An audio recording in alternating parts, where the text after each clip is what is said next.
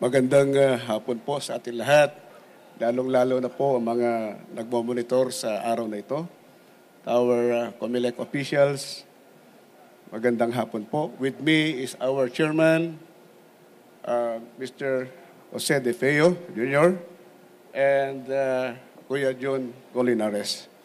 Ako po si Kuya Roy Taginod, the National President of the MAGA Party List. Kami po yung guardians ng masang Pilipino. 47 years na po ang guardians, hindi po naririnig ang boses for 47 years.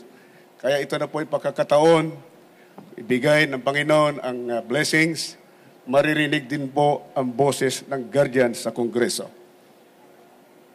Marami na pong accomplishment, naging force multiplier po ang ating guardians sa PNP, sa AFP, especially during calamities, tumutulong po ang hanay po ng guardians.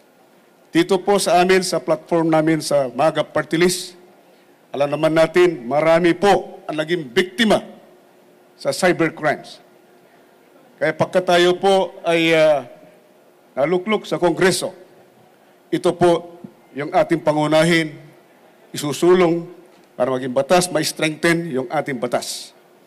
Dahil marami tayong naging biktima, lalong-lalo na sa mga mahihirap na kababayan natin, maraming naluloko sa cybercrimes na ito. So panahon na supuin ang cybercrimes. Yan lang po. Maraming salamat po. Maraming salamat po, sir. Okay, question. John, inquirer.net po, sir. Sir, magandang hapon. May mga nag-file po before na claiming they represent, sir, yung guardians. Kayo po ba official na nominee ng guardians Opo. na group? Ang MAGA po is Movement of Active Apostolic Guardians Association of the Philippines. Ito, sir, yung guardian na parang group, sir, no, ng mga policemen at sundalo. Tama po ba? Opo. Kasama po kami po. Okay. Sige po. Thank you, sir. Ano po yung pinagkaiba nyo, sir, dun sa mga ibang nagkiklaim na sila po yung nag-represent ng guardians po? Well, sa pangalan na lang siguro, nakikita po natin yung acronym po na MAAGAP. Movement of Active Apostolic Guardians Association of the Philippines.